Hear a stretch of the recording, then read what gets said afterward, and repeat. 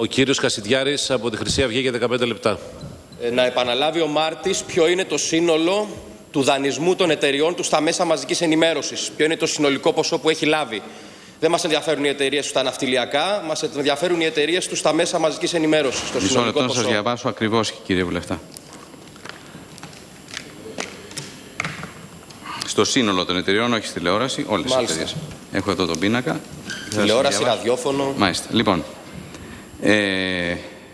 έχουμε σύνολο 28.451.000, εκ των οποίων η Τράπεζα Πειραιώς έχει υπόλοιπο 332.000, η Εθνική Τράπεζα, το ομολογιακό είναι σε δύο τμήματα. Το πρώτο τμήμα είναι έχει υπόλοιπο 13.750. Η Εθνική, το ομολογιακό, το δεύτερο που πάρθηκε το 10, το πρώτο έχει πάρθει το 9, έχει υπόλοιπο 5,5 εκατομμύρια. Η Εθνική, που είναι εκχώρηση της σύμβασης του ΟΤΕ και είναι στην εταιρεία που παράγει το πρόγραμμα του ΟΤΕ, είναι 4.369.000. Η Εθνική, που έχει ενέχειρο των μετοχών του Μελωδία και προσωπική μου εγγύηση και έχει υπόλοιπο 2,5 εκατομμύρια για τον Μελωδία, το ραδιοφωνικό σταθμό, και υπάρχει ένας δανεισμός με κάλυψη επιταγών για 2 εκατομμύρια. Ένα δάνειο με κάλυψη επιταγών για 2 εκατομμύρια. Σύνολο 28.451.000 με ημερομηνία 25 Ιουλίου του 2016. Με ποιες εγγύησεις έχουν δοθεί αυτά τα δάνεια? Οι εγγυήσεις, το μεν ομολογιακό δάνειο, κύριε Βουλευτά, έχει τις μετοχές, όλες τις μετοχές του Sky και μια προσωπική επιστολή, comfort letter το λένε οι τραπεζίτες, δική μου, ναι, που είναι σαν προσωπική εγγύηση, είναι μια ασθενέστερη προσωπική εγγύηση, από προσωπική εγγύηση. Και το δάνειο της Μελωδίας είναι με τις μετοχές της Μελωδίας και με προσωπική εγγύηση δική μου. Και οι εκχωρήσεις των συμβάσεων έχουν σαν εγγύηση τη σύμβαση του ΟΤΕΚ, τη σύμβαση του ΟΠΑΠ, συν την εγγύηση του Sky. Αυτά τα δάνεια εξυπηρετούνται στο σύνολό τους, πληρώνετε όλες τις δόσεις? Μάλιστα, κύριε Πρόεδρε. Στην 52η σελίδα του απολογισμού της εταιρείας ειδήσεις.com αναφέρεται επιλέξει, το διαβάζω. Η Εθνική Τράπεζα ενέκρινε εντός του 2015 την παράταση αποπληρωμής δόσεων υφιστάμενου ομολογιακού δανείου συνολικού ποσού 1.700.000 που δεν πληρώθηκαν στις 31 Δεκάτου του 2014. Ισχύει αυτό? Μάλιστα. Και σε τι ποσό δάνειο αντιστοιχούσε αυτή η δόση? Στο ομολογιακό δάνειο. Στο ομολογιακό δάνειο. Πληρώθηκε βέβαια μετά, έτσι. Δηλαδή... Δόθηκε εξάμηνη παράταση. Μάλιστα. Και πληρώθηκε μαζί. Όρους δόθηκε αυτή η παράταση? Φαντάζομαι με επιτόκιο 5-6%, δεν ξέρω, με φυσικανονικούς όρους που δίνουν οι τράπεζες παρατάσεις. Αν μου επιτρέπετε, κύριε Βουλευτά, να πω κάτι. Το Δεκέμβριο του 2014 υπήρχε μεγάλη οικονομική αβεβαιότητα και γι' αυτό ζητήσαμε την Εθνική Τράπεζα να μην πληρώσουμε τη δόση. Φαντάζομαι πολλές ελληνικές επιχειρήσεις είχαν αγωνία εκείνη την περίοδο. Όταν τα πράγματα κάπως ομαλοποιήθηκαν, την πληρώσαμε. Διαφωτίστε μας συνολικά τι περιλαμβάνει αυτή η συμφωνία αναδιάρθρωσης του δανεισμού? Τίποτα. Αυτή η δόση πήγε πίσω για 6 μήνες και πληρώθηκε μετά από 6 μήνες. Μαζί με την επόμενη δόση, κύριε Βουλευτά. Έχω την εντύπωση ότι ο ορκωτός ελεγκτής στον ισολογισμό του 2014 αναφέρει ότι ο μακροπρόθεσμος δανεισμός των σχεδόν 22 εκατομμυρίων ευρώ από τις μακροπρόθεσμες υποχρεώσεις έπρεπε να ταξινομηθεί στις βραχυπρόθεσμες. Το γνωρίζετε αυτό? Ισχύει αυτό? Μπορεί να ισχύει, κύριε Βουλευτά, δεν το γνωρίζω και δεν καταλαβαίνω και ακριβώς τι σημαίνει, γιατί είναι ειδική, έτσι, θέλει ειδική λογιστική γνώση. Πάμε λίγο. Για 5 χρόνια, διορθώστε με αν ασφάλω, η εταιρεία σας ειδήσεις.com, πρώτη συγχώνευσης με την ραδιοφωνικές και τηλεπικοινωνικές επιχειρήσεις, είχε ίδια κεφάλαια αρνητικά ή θετικά? Ήταν αρνητικά τα ίδια κεφάλαια της εταιρείας αυτής επί μία πενταετία πρώτη συγχώνευσης? Δεν νομίζω ότι ήταν αρνητικά. Γιατί τα στοιχεία που έχω εγώ λένε ότι ήταν αρνητικά. Κοιτάξτε, εάν δεν μπορείτε να απαντήσετε, να εκφυλαχθείτε. Θα σας πω. Από ότι το μόνο που έχω εδώ για σχετικά με το κεφάλαιο είναι ότι νομίζω πριν από τη συγχώνευση οι ειδήσεις.com είχαν 45 εκατομμύρια κεφάλαια και οι ραδιοφωνικές 16.942. Εάν θέλετε όμως να προσκομίσω στην Επιτροπή μία αναέτος εξέλιξη των κεφαλαίων, θα το κάνω. Μας ενδιαφέρει να δούμε αν ήταν αρνητικά τα κεφάλαια, διότι αν ήταν αρνητικά να μάθουμε με τι κεφάλαια λειτουργούσε αυτή η εταιρεία. Επειδή έχετε ορκιστεί, δεν θέλω να φτάσουμε σε ψευδορκία, θέλω να επιφυλαχθείτε να φέρετε όλα αυτά τα στοιχεία. Κύριε Βουλευτά, να σας πω, έχουμε επενδύσει περίπου 60 με 70 εκατομμύρια και ίδια κεφάλαια στο Sky. Τελευταία 2 χρόνια νομίζω ότι έχουμε βάλει περίπου 20 εκατομμύρια ευρώ στο Sky για να μπορέσουμε να αντιμετωπίσουμε την τραγική οικονομική κατάσταση που αντιμετωπίζουμε όλοι οι Έλληνες. Και έτσι επιβιώσαμε. Εντάξει, μην και γι' αυτό έχουμε και θετικά. Είναι λίγος ο χρόνος και έχω πάρα πολλές ερωτήσεις. Εγώ δεν έχω πρόβλημα. Αν ο πρόεδρος... έχω εγώ, γιατί είναι λίγος ο χρόνος που μου αντιστοιχεί. Πάμε λίγο στη σύμβαση του ομίλου σας με τον ΟΤΕ. Τι είδους σύμβαση είναι αυτή? Είναι στον τομέα της παροχής ραδιοτηλεοπτικών ροών. Μάλιστα. Τι είδους σύμβαση, πότε ξεκίνησε, πότε ανανεώθηκε, για πόσα έτη? Θα σας πω. Ποιο είναι το οικονομικό αντάλλαγμα? Αμέσως. Σήμερα είναι περίπου 4 εκατομμύρια ευρώ ανά έτος. Ξεκίνησε μικρότερη, πριν από 3-4 χρόνια. Έκανε διαγωνισμούς ΟΤΕ και ζητούσε κάποιον εργολάβο να του παράξει το αθλητικό πρόγραμμα. Δηλαδή τα παιχνίδια όπως το Super League, το χθεσινό το αγγλικό πρωτάθλημα, το ισπανικό πρωτάθλημα, όλα αυτά παράγονται από εμάς σε δικά μας στούντιο και μεταδίδονται για λογαριασμό του ΟΤΕ.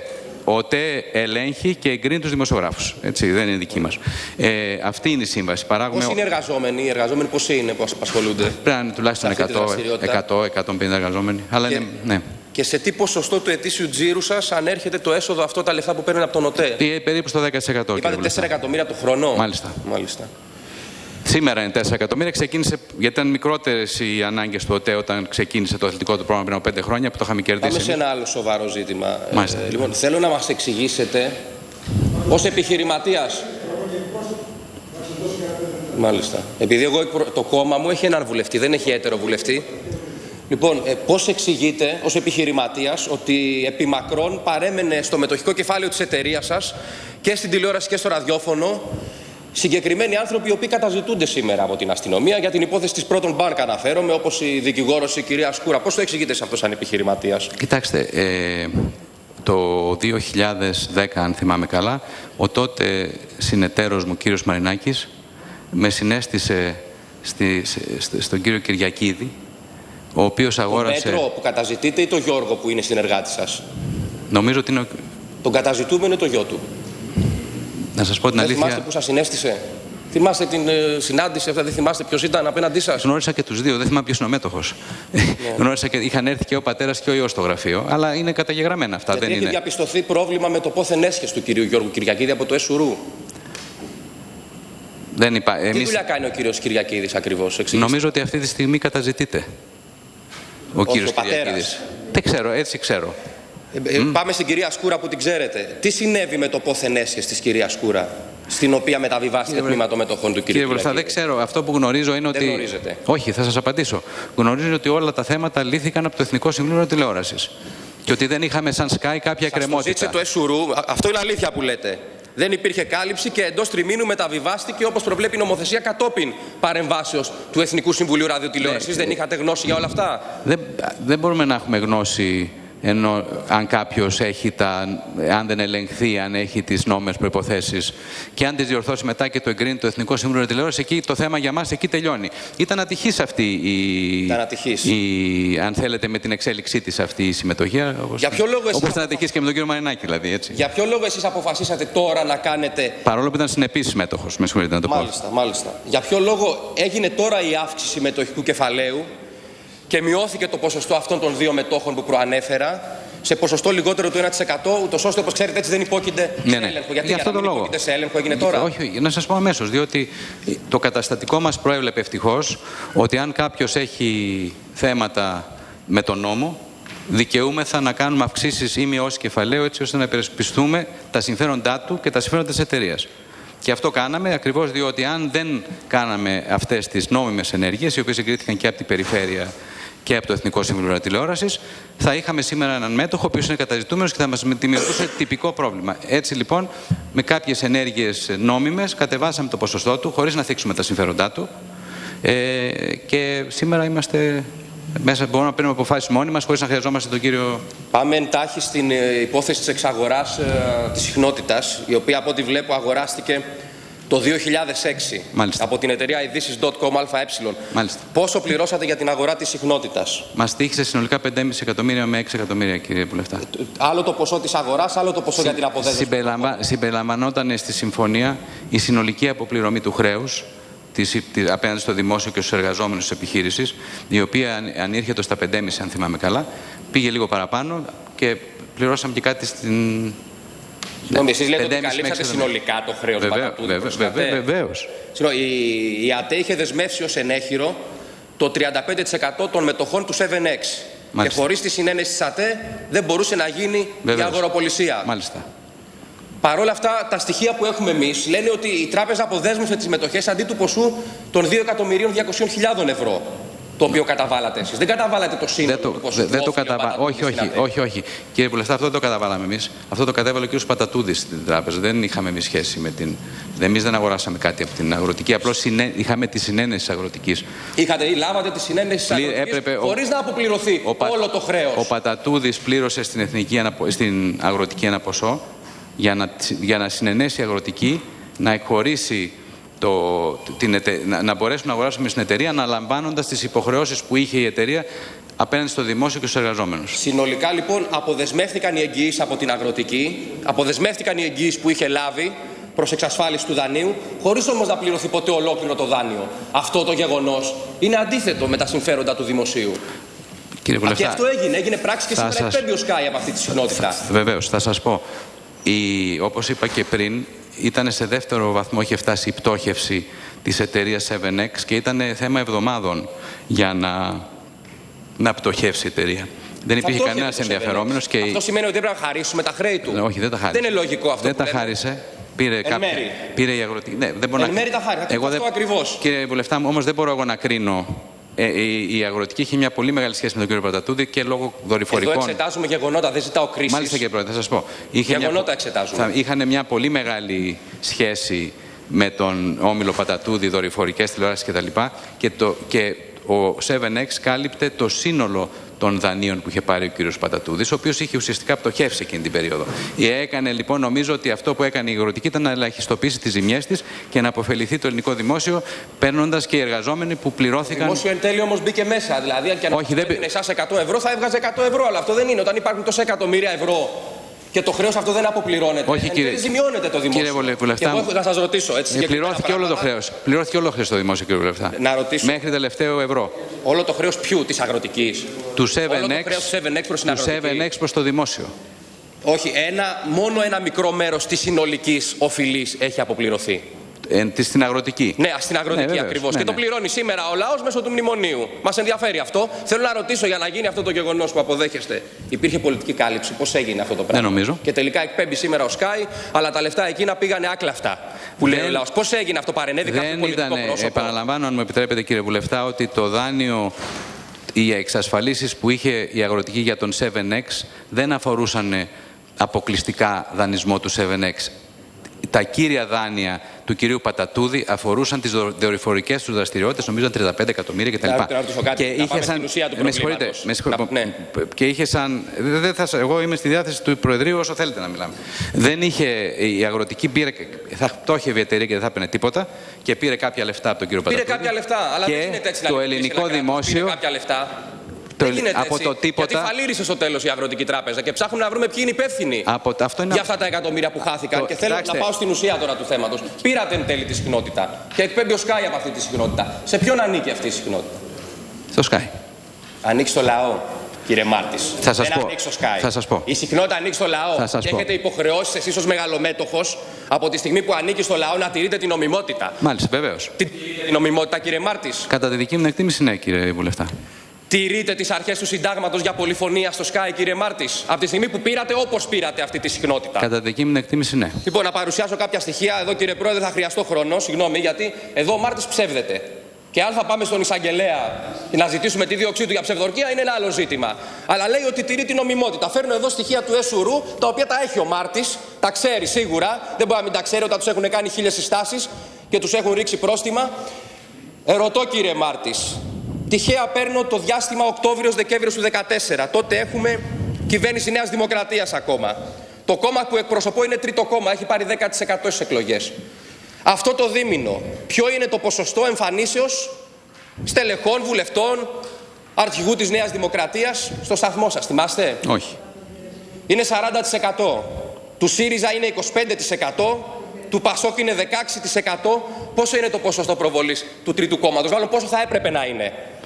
Πόσο θα έπρεπε να είναι. Ένα σημαντικό ποσοστό. Θα έπρεπε να είναι ένα σημαντικό ποσοστό. 1% είναι, κύριε Μάρτης. Είναι νόμιμο αυτό που κάνετε, κύριε Μάρτης, και έρχεται και μας λέτε ψέματα ότι τηρείτε την νομιμότητα? Δεν σας είπα ψέματα. Μου είπατε ψέματα, ότι τηρείτε την νομιμότητα και εδώ έχετε παρανομήσει καταφανώς. Κύριε Βουλευτά μου, σας είπα ότι κατά τη δική μου εκτίμηση τηρούμε την νομιμότητα. Μα η δική σας εκτίμηση είναι ότι έπρεπε να έχει σημαντικό ποσοστό. Κύριε Βουλευτά. Και τώρα εγώ βγάζω εδώ τα στοιχεία και είναι και να σας πω ότι είναι αυτό το 1%, γιατί είναι πλασματικό το 1%. Είναι τα ψέματα που βάζατε την Παναγιωταρέα και τη Μάνδρου να λένε σε βάρος του κόμματός μας. Παναγιωταρέα δεν δούλευε στο Sky, κύριε Βουλευτά. Ήτανε τότε στο Sky, έβγαινε με τον Ευαγγελάτο. Ως έκτακτη συνεργάτη. Σαν καλεσμένη. Ναι, καλεσμένη. Ναι. Πάμε όμως, επειδή υπόθηκε ότι εσείς δεν τα έχετε καλά με τις κυβερνήσεις. Αυτά είναι τα σημαντικά, κύριε. Είναι τελευταία ερώτηση. Δεν καταλήγω. Δεν έχω πρόβλημα. Ο Μάρτης είναι κακοπροαίρετος, αλλά πάμε επικυβερνήσεως ΣΥΡΙΖΑ. Γιατί λέτε ότι δεν τα πάτε καλά με τις κυβερνήσεις? Εγώ έχω αντίθετη άποψη με βάση τα στοιχεία. Ολόκληρο το 2015. Ποιο είναι το ποσοστό προβολής του ΣΥΡΙΖΑ? Δεν ξέρω, στο κύριε Sky? Δεν ξέρω, δεν έχω Είναι προτιμήσει. 46,5%. Είναι κυβέρνηση με ο ΣΥΡΙΖΑ. βάση την ετήσια έκθεση του ΕΣΟΥΡΟΥ με τίτλο «Διαρκής έρευνα πολιτικής πολυφωνίας». Και 22% είναι της Νέας Δημοκρατίας. Θα πάτε καλά με τις κυβερνήσεις. Πόσο είναι της Χρυσής Αυγής, που είναι τρίτο κόμμα σε 2 συνεχόμενες εκλογές αναμετρήσεις? Πόσο θα έπρεπε να είναι, Μάρτης? Σημαντικό. Είναι 1% και πάλι. Μας κοροϊδεύετε. Μας κοροϊδεύετε. Έχετε δώσει εντολή να μην προβάλλετε το κόμμα που εκπροσωπώ, που εκπροσωπεί 500.000 Έλληνες. Όχι, δεν και έχω. αυτό το ύφος δεν μπορεί να ξεγελάσει τους Έλληνες πολίτες που μας παρακολουθούν. Δεν έχω δώσει τέτοια εντολή, κύριε Βουλευτά. Λοιπόν, δεν έχω να πω τίποτα άλλο. Επαναλαμβάνω, για τα ψέματα που ήρθε εδώ να μας πει καταφανώς ο συγκεκριμένος παράγοντας, επιφυλάσσομαι να καταθέσω στον εισαγγελέα τα πρακτικά της σημερινής επιτροπής. Ακούστε το να συνεχίσει να λέει τέτοια ψέματα και να διακομωδεί την όλη κατάσταση. Θα σας πω. Ποιο είναι το οικονομικό αντάλλαγμα? Αμέσως. Σήμερα είναι περίπου 4 εκατομμύρια ευρώ ανά έτος. Ξεκίνησε μικρότερη, πριν από 3-4 χρόνια. Έκανε διαγωνισμούς ΟΤΕ και ζητούσε κάποιον εργολάβο να του παράξει το αθλητικό πρόγραμμα. Δηλαδή τα παιχνίδια όπως το Super League, το χθεσινό το αγγλικό πρωτάθλημα, το ισπανικό πρωτάθλημα, όλα αυτά παράγονται από εμάς σε δικά μας στούντιο και μεταδίδονται για λογαριασμό του ΟΤΕ. Ο ΟΤΕ ελέγχει και εγκρίνει τους δημοσιογράφους. Έτσι, δεν είναι δική μας.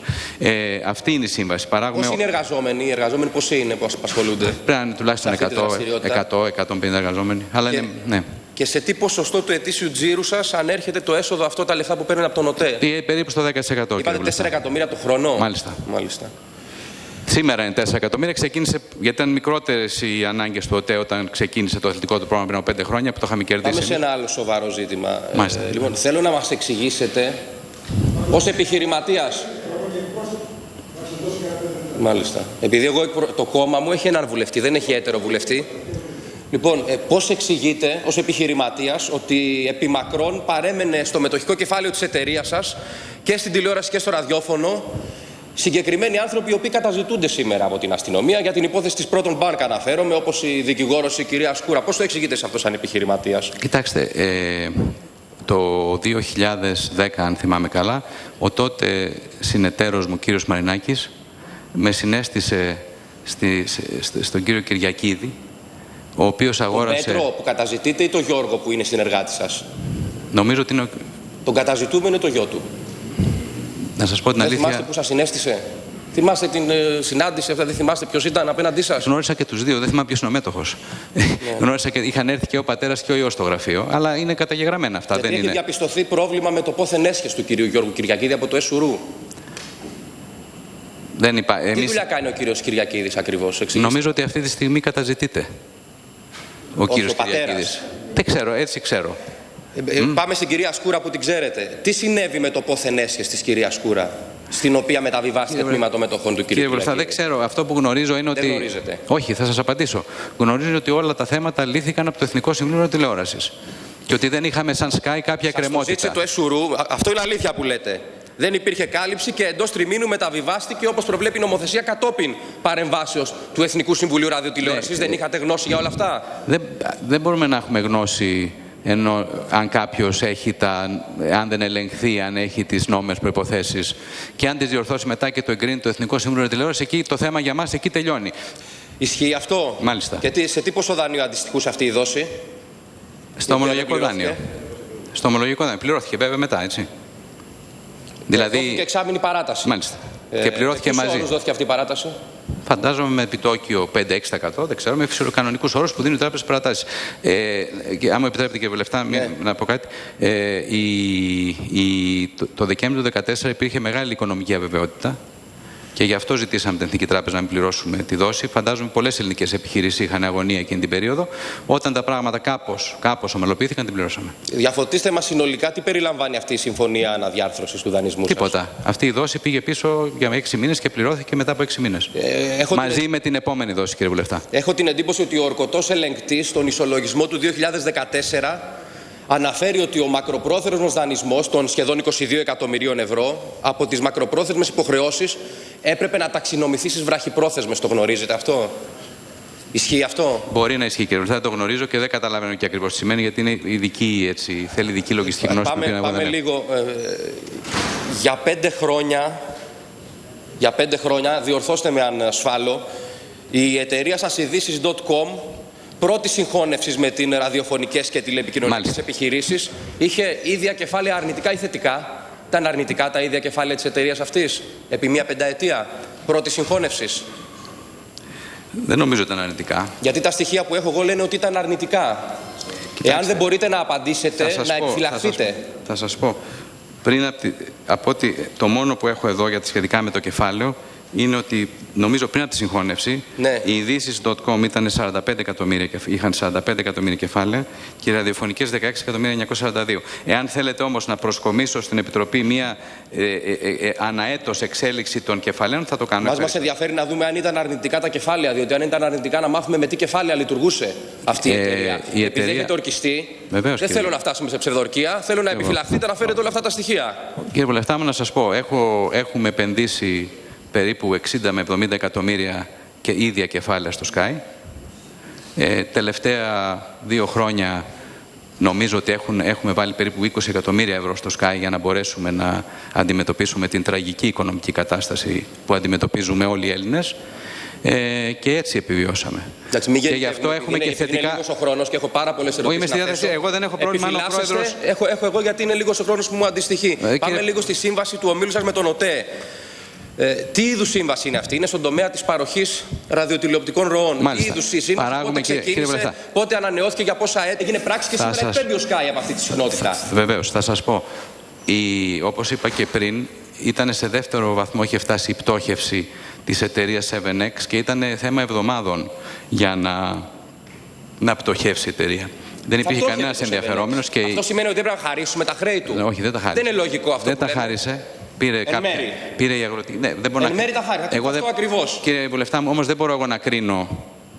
Η αγροτική είχε μια πολύ μεγάλη σχέση με τον κύριο Πατατούδη και λόγω δορυφορικών. Εδώ εξετάζουμε γεγονότα, δεν ζητάω κρίσεις. Μάλιστα, κύριε Πρόεδρε, θα σας πω. Γεγονότα εξετάζουμε. Είχαν μια πολύ μεγάλη σχέση με τον όμιλο Πατατούδη, δορυφορικές τηλεοράσεις κτλ. Και ο 7X κάλυπτε το σύνολο των δανείων που είχε πάρει ο κύριος Πατατούδης, ο οποίος είχε ουσιαστικά πτωχεύσει εκείνη την περίοδο. Έκανε λοιπόν, νομίζω ότι αυτό που έκανε η αγροτική ήταν να ελαχιστοποιήσει τις ζημιές της και να αποφεληθεί το ελληνικό δημόσιο, παίρνοντας και οι εργαζόμενοι που πληρώθηκαν. Το δημόσιο εν τέλει όμως μπήκε μέσα. Δηλαδή, αν και αν έδινε εσάς 100 ευρώ, θα έβγαζε 100 ευρώ. Αλλά αυτό δεν είναι. Όταν υπάρχουν τόσα εκατομμύρια ευρώ και το χρέος αυτό δεν αποπληρώνεται. Όχι, κύριε, ζημιώνεται το δημόσιο. Κύριε Βουλευτά, εγώ θα σας ρωτήσω έτσι. Πληρώθηκε όλο το χρέος. Πληρώθηκε όλο το χρέος στο δημόσιο, κύριε Βουλευτά. Να ρωτήσω. Μέχρι τελευταίο ευρώ. Όλο το χρέος ποιου? Της αγροτικής? Του 7X προς το δημόσιο. Όχι, μόνο ένα μικρό μέρος της συνολικής οφειλής έχει αποπληρωθεί. Στην αγροτική. Ναι, στην αγροτική ακριβώς. Και το πληρώνει σήμερα ο λαός μέσω του μνημονίου. Μας ενδιαφέρει αυτό. Θέλω να ρωτήσω, για να γίνει αυτό το γεγονός που αποδέχεστε, υπήρχε πολιτική κάλυψη? Πώς έγινε αυτό το πράγμα? Δεν νομίζω. Και τελικά εκπέμπει σήμερα ο Sky, αλλά τα λεφτά εκείνα πήγανε άκλαφτα. Που λέει ο λαός. Πώς έγινε αυτό? Παρενέβη κάποιο πολιτικό πρόσωπο? Επαναλαμβάνω, αν μου επιτρέπετε, κύριε Βουλευτά, ότι το δάνειο, οι εξασφαλίσεις που είχε η αγροτική για τον 7X δεν αφορούσαν αποκλειστικά δανεισμό του 7X. Τα κύρια δάνεια του κυρίου Πατατούδη αφορούσαν τις δορυφορικές του δραστηριότητες, νομίζω 35 εκατομμύρια κτλ. Και είχε σαν. Και είχε σαν. Εγώ είμαι στη διάθεση του Προεδρείου όσο θέλετε να μιλάμε. Δεν είχε. Η αγροτική πήρε. Θα πτώχευε η εταιρεία και δεν θα έπαιρνε τίποτα και πήρε κάποια λεφτά από τον κύριο Πατατούδη. Πήρε κάποια λεφτά, αλλά δεν είναι έτσι. Το ελληνικό δημόσιο. Δεν γίνεται από έτσι. το τίποτα. Γιατί φαλήρισε στο τέλος η Αγροτική Τράπεζα και ψάχνουμε να βρούμε ποιοι είναι υπεύθυνοι για αυτά τα εκατομμύρια που χάθηκαν. Και θέλω να πάω στην ουσία τώρα του θέματος. Πήρατε εν τέλει τη συχνότητα και εκπέμπει ο Sky από αυτή τη συχνότητα. Σε ποιον ανήκει αυτή η συχνότητα? Στο Sky. Ανήκει στο λαό, κύριε Μάρτης. Θα σας Δεν πω. ανήκει στο Sky. Θα σας πω. Η συχνότητα ανήκει στο λαό. Και έχετε υποχρεώσεις εσείς ως μεγαλομέτωχος από τη στιγμή που ανήκει στο λαό να τηρείτε την νομιμότητα. Μάλιστα, βεβαίως. Την νομιμότητα, κύριε Μάρτης? Κατά τη δική μου εκτίμηση, ναι, κύριε Βουλευτά. Τηρείτε τις αρχές του συντάγματος για πολυφωνία στο Sky, κύριε Μάρτης, από τη στιγμή που πήρατε όπως πήρατε αυτή τη συχνότητα? Κατά τη δική... Ο κύριος Κασιδιάρης από τη Χρυσή Αυγή για 15 λεπτά. Να επαναλάβει ο Μάρτης ποιο είναι το σύνολο του δανεισμού των εταιριών του στα μέσα μαζικής ενημέρωσης. Ποιο είναι το συνολικό ποσό που έχει λάβει. Δεν μας ενδιαφέρουν οι εταιρείες του στα ναυτιλιακά, μας ενδιαφέρουν οι εταιρείες του στα μέσα μαζικής ενημέρωσης. Το Μισό λεπτό να σας διαβάσω ακριβώς, κύριε Βουλευτά. Στο σύνολο των εταιριών, όχι στη τηλεόραση, όλες τις εταιρείες. Έχω εδώ τον πίνακα. Τηλεόραση, ραδιόφωνο. Μάλιστα. Λοιπόν, έχουμε σύνολο 28.451.000, εκ των οποίων η Τράπεζα Πειραιώς έχει υπόλοιπο 332.000, η Εθνική Τράπεζα, το ομολογιακό είναι σε δύο τμήματα. Το πρώτο τμήμα είναι 13, έχει υπόλοιπο 13.750. Η Εθνική, το ομολογιακό, το δεύτερο που πάρθηκε το 10, το πρώτο έχει πάρθει το 9, έχει υπόλοιπο 5,5 εκατομμύρια. Η Εθνική, που είναι εκχώρηση της σύμβασης του ΟΤΕ και είναι στην εταιρεία που παράγει το πρόγραμμα του ΟΤΕ, είναι 4.369.000. Η Εθνική, που έχει ενέχειρο των μετοχών του Μελωδία και προσωπική μου εγγύηση και έχει υπόλοιπο 2,5 εκατομμύρια για τον Μελωδία, το ραδιοφωνικό σταθμό, και υπάρχει ένας δανεισμός με κάλυψη επιταγών για 2 εκατομμύρια. Ένα δάνειο με κάλυψη επιταγών για 2 εκατομμύρια. Σύνολο 28.451.000 με ημερομηνία 25 Ιουλίου του 2016. Με ποιες εγγύησεις έχουν δοθεί αυτά τα δάνεια? Οι εγγυήσεις, το μεν ομολογιακό δάνειο, κύριε Βουλευτά, έχει τις μετοχές, όλες τις μετοχές του Sky και μια προσωπική επιστολή, comfort letter το λένε οι τραπεζίτες, δική μου, ναι, που είναι σαν προσωπική εγγύηση, είναι μια ασθενέστερη προσωπική εγγύηση, από προσωπική εγγύηση. Και το δάνειο της Μελωδίας είναι με τις μετοχές της Μελωδίας και με προσωπική εγγύηση δική μου. Και οι εκχωρήσεις των συμβάσεων έχουν σαν εγγύηση τη σύμβαση του ΟΤΕΚ, τη σύμβαση του ΟΠΑΠ, συν την εγγύηση του Sky. Αυτά τα δάνεια εξυπηρετούνται στο σύνολό τους, πληρώνετε όλες τις δόσεις? Μάλιστα, κύριε Πρόεδρε. Στην 52η σελίδα του απολογισμού της εταιρείας ειδήσεις.com αναφέρεται επιλέξει, το διαβάζω: η Εθνική Τράπεζα ενέκρινε εντός του 2015 την παράταση αποπληρωμής δόσεων υφιστάμενου ομολογιακού δανείου συνολικού ποσού 1.700.000 που δεν πληρώθηκαν στις 31 Δεκάτου του 2014. Ήταν ατυχής αυτή αν θέλετε, με την εξέλιξή της αυτή η συμμετοχή. Για ποιο λόγο εσείς όπως ήταν ατυχής και με τον κύριο Μαρινάκη, δηλαδή, έτσι. Για ποιο λόγο εσείς αποφασίσατε τώρα να κάνετε... Παρόλο που ήταν συνεπής μέτοχος, με συγχωρείτε να το πω. Μάλιστα. Για ποιο λόγο έγινε τώρα η αύξηση μετοχικού κεφαλαίου και μειώθηκε το ποσοστό αυτών των δύο μετόχων που προανέφερα σε ποσοστό λιγότερο του 1%, ούτως ώστε, όπως ξέρετε, έτσι δεν υπόκειται σε έλεγχο? Γιατί για αυτό το λόγο. Υπόκειται σε έλεγχο, έγινε τώρα? Όχι, να σας πω αμέσως, διότι το καταστατικό μας προέβλεπε ευτυχώς ότι αν κάποιος έχει θέματα με τον νόμο, δικαιούμεθα να κάνουμε αυξήσεις ή μειώσεις κεφαλαίου, έτσι ώστε να υπερασπιστούμε τα συμφέροντά του και τα συμφέροντα της εταιρείας. Και αυτό κάναμε ακριβώς διότι αν δεν κάναμε αυτές τις νόμιμες ενέργειες, οι οποίες εγκρίθηκαν και από την Περιφέρεια και από το Εθνικό Σύμβουλο Τηλεόρασης, θα είχαμε σήμερα έναν μέτοχο, ο οποίος είναι καταζητούμενος και θα μας δημιουργούσε τυπικό πρόβλημα. Έτσι λοιπόν, με κάποιες ενέργειες νόμιμες, κατεβάσαμε το ποσοστό του, χωρίς να θίξουμε τα συμφέροντά του. Και σήμερα είμαστε μέσα, μπορούμε να παίρνουμε αποφάσεις μόνοι μας, χωρίς να χρειαζόμαστε τον κύριο... Πάμε εντάχει στην υπόθεση της εξαγοράς της συχνότητας, η οποία από ό,τι βλέπω αγοράστηκε το 2006 από την εταιρεία ειδήσεις.com ΑΕ. Πόσο πληρώσατε για την αγορά της συχνότητας? Μας τύχησε συνολικά 5,5 εκατομμύρια με 6 εκατομμύρια, κύριε Βουλευτά. Άλλο το ποσό της αγοράς, άλλο το ποσό για την αποδέσμευση. Συμπεριλαμβανόταν στη συμφωνία η συνολική αποπληρωμή του χρέους απέναντι στο δημόσιο και στους εργαζόμενους της επιχείρησης, η οποία ανήρχεται στα 5,5 αν θυμάμαι καλά, πήγε λίγο παραπάνω και πληρώσαμε και κάτι στην... Συγγνώμη, εσείς λέτε ότι καλύψατε συνολικά το χρέος του Πατατούδη. Βεβαίως. Η ΑΤΕ είχε δεσμεύσει ως ενέχειρο το 35% των μετοχών του 7X. Και χωρίς τη συνένεση της ΑΤΕ δεν μπορούσε να γίνει η αγοροπολισία. Μάλιστα. Παρ' όλα αυτά, τα στοιχεία που έχουμε εμείς λένε ότι η τράπεζα αποδέσμευσε τις μετοχές αντί του ποσού των 2.200.000 ευρώ, το οποίο καταβάλατε εσείς. Δεν καταβάλατε το σύνολο του ποσού. Όχι. Κύριε Βουλευτά, αυτό δεν το καταβάλαμε εμείς. Αυτό το κατέβαλε ο κ. Πατατούδης στην τράπεζα. Δεν είχαμε εμείς σχέση με την... Εμείς δεν αγοράσαμε κάτι από την αγροτική. Απλώς είχαμε τη συνένεση της αγροτικής. Λάβατε τη συνένεση της αγροτικής χωρίς να αποπληρωθεί όλο το χρέος. Ο Πατατούδης πλήρωσε στην αγροτική ένα ποσό για να συνενέσει η αγροτική να εκχωρήσει να μπορέσουμε να αγοράσουμε στην εταιρεία αναλαμβάνοντας τις υποχρεώσεις που είχε η εταιρεία απέναντι στο δημόσιο και στους εργαζόμενους. Συνολικά λοιπόν αποδεσμεύτηκαν οι εγγυήσεις από την αγροτική, αποδεσμεύτηκαν οι εγγυήσεις που είχε λάβει προς εξασφάλιση του δανείου, χωρίς όμως να πληρωθεί ποτέ ολόκληρο το δάνειο. Αυτό το γεγονός είναι αντίθετο με τα συμφέροντα του δημοσίου. Κύριε Βουλευτά, και αυτό έγινε.